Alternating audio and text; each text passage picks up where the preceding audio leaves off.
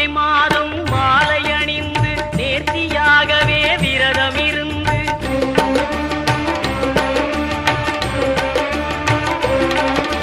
பார்த்த சாரதியின் மைந்தனே உன்னை பார்க்க வேண்டி